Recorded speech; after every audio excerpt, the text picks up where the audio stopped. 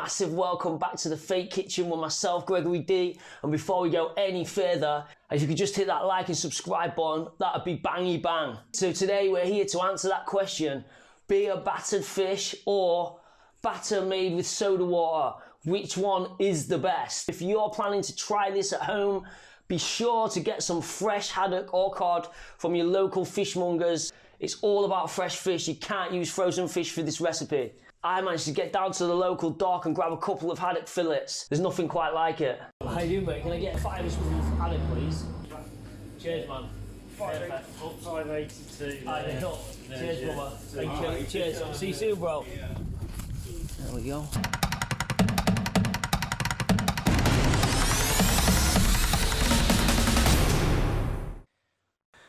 So here we go then. First things first, we're going to prep the batter. I'm prepping batter for 2 small fillets in total, so I've got about half a cup of plain flour here. I'm just going to sieve this through into the bowl, and we're sieving it because we want batter to be light and crispy as possible. And then I season well with about 2 teaspoons of salt and about a teaspoon of black pepper. Plan is I'm going to prep all the dry ingredients in this one bowl, and then I'm going to divide it into 2 separate bowls, and from there we'll use to coat each of our fish. Give it a good mix around then before we divide between our bowls. So here we go then, into the small bowl the soda water batter, and into the big bowl the beer. So that's how we're going to remember this. B for big and beer, and small for soda water and small. So I've divided the mix in then, the dry mix, and now it's just a case of adding and mixing. Well, just needed to kind of even that out a little bit. What do you reckon? It's about even. So now it's time to bang in the wet mix. So just do this bit by bit and stir. We're looking for a kind of fine, pasty kind of consistency. And if you don't have beer or soda water, you can always use water or milk or even yogurt.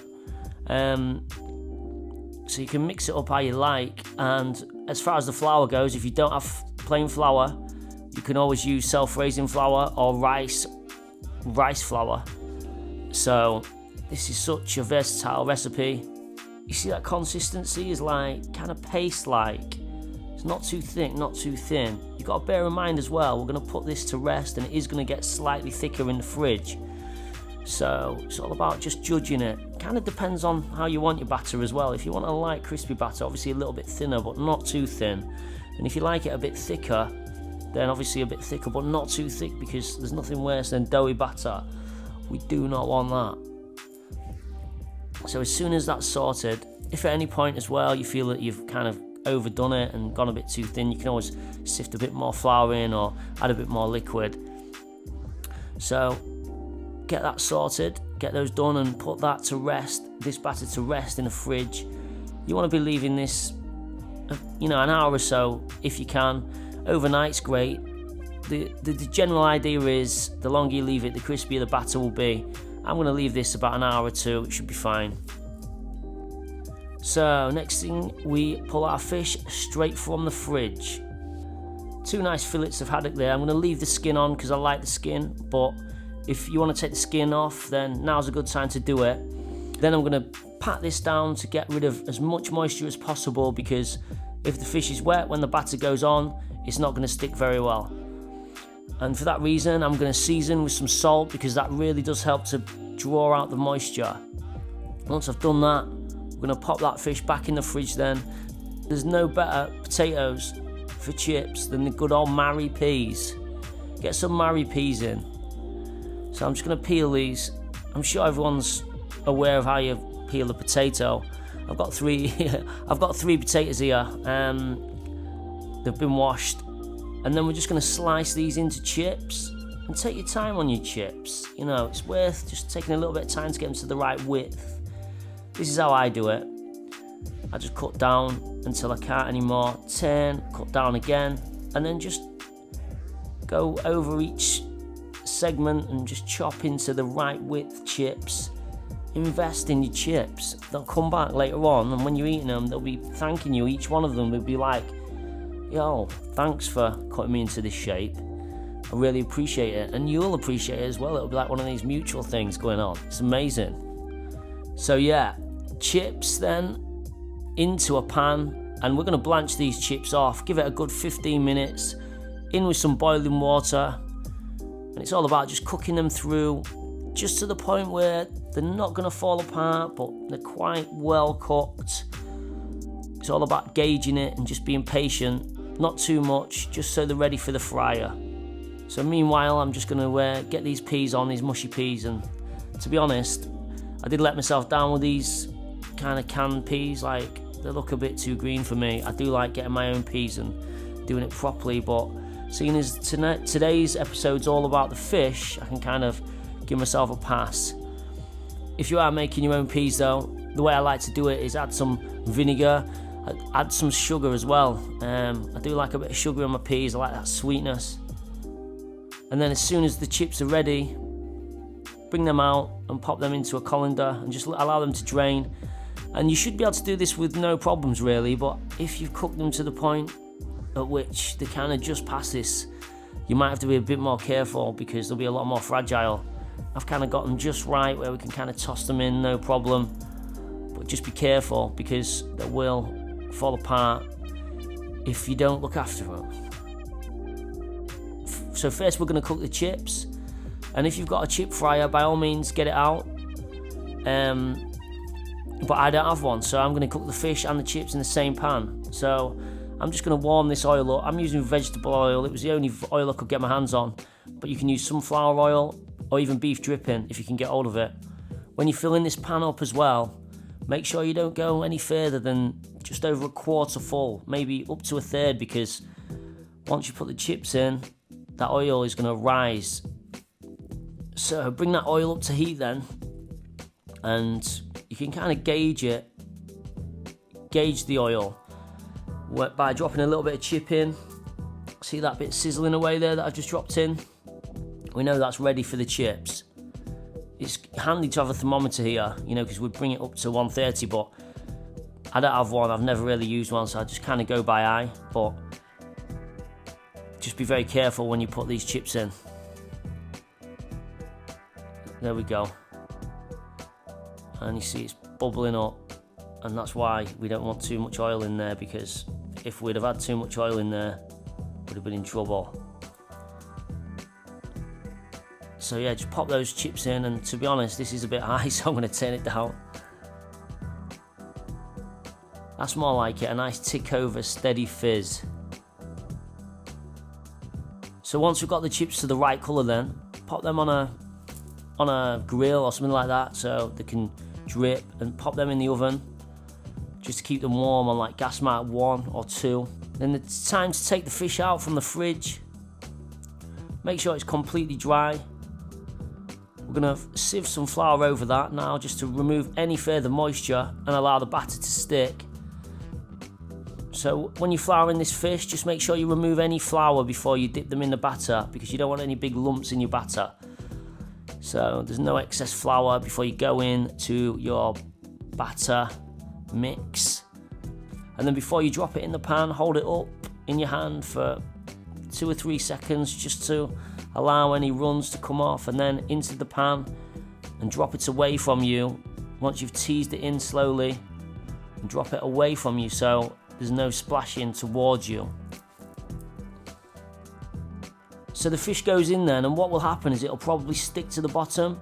So the first thing you do is try to get it off the bottom with the thing, that metal thing. I don't even know what that's called. It's like I don't even know what it's called. What is it called? It's like a pea scoop. Is it a pea scoop? Or maybe it's not a pea scoop because the peas would go through because they're kind of spherical. Let me know. Let me know in the comments. So we just need to get that fish off the bottom. You can usually achieve this by turning the pan, but sometimes turning the pan won't be enough. So just dislodge that so it doesn't get stuck. And then we're going to fry these 2 first bits off, and then we're going to move on to the second 2 bits. Usually fish takes about 5 minutes to cook, or 6 minutes to say, but these are only small fillets, so they'll be done in about 4 or 5 minutes. In goes the soda water fish, same way as before. And I noticed with this fish that I kind of had to give it an extra 2 or 3 minutes because of the colour. It was so pale, you know. It was like the batter was a bit pale. It was a bit, felt like it was a bit unfair. I needed to get it to that kind of golden look. You know, I couldn't serve it too anemic looking. So I did give it an extra minute or two to try and give it a chance in the competition. You can kind of gauge it when it starts floating on top. You kind of know it's about ready. So in keeping with tradition, I've not used newspaper because I didn't want to catch germs. I did crunch up some greaseproof to kind of give it that chip shop edge. This is where Michael Buffer usually comes in and is like, let's get ready to rumble. This is the showdown. This is what we've been waiting for. This is the Pacquiao versus Mayweather. This is the one. Oh, and don't forget the lemon. Don't forget the lemon. I don't even use lemon, but it just looks nice on the plate, doesn't it? Salt, vinegar. Let's go.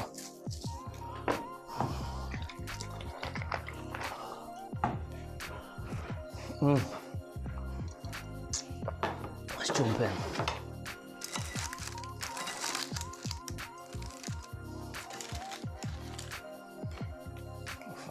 Get that peas on there.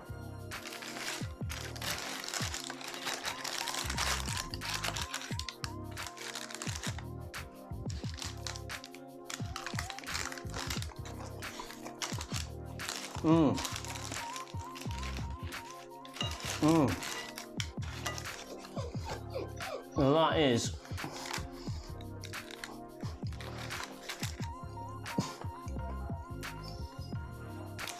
that is shut up.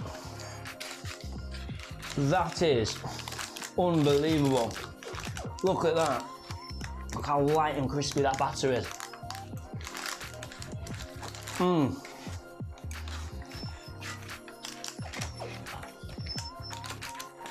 That is just beautiful.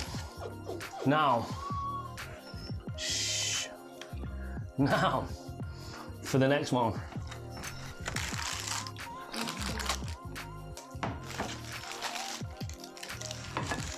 Soda water, regular or regular.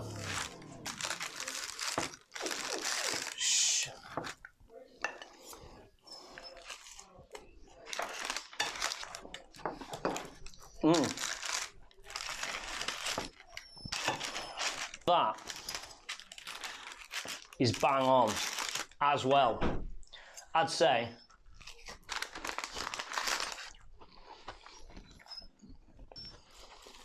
I'm not even sure which is best. I thought it was definitely going to be the beer, but this one is like,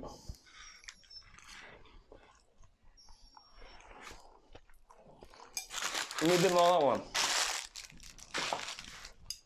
Some of them, a bit more salt on it, a bit more vinegar.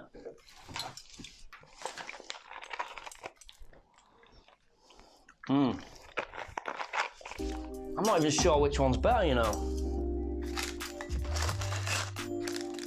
Look how crunchy that batter is, like.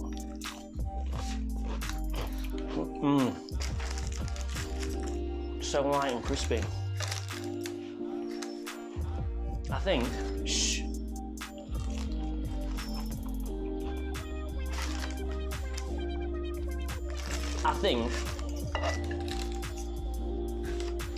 it's got to be about a draw. The thing is, after eating both of these, having time to look back on it as well. I know I said it was a draw, but I'll be honest, I think that the soda water one kind of edged it slightly. I've grown up eating just regular fish from the chip shop, and that's always been regular batter, so maybe I'm a little bit biased, but what I would say, if you're going to make the soda water version, add some honey in, because that way you're going to get that malty look from the outset.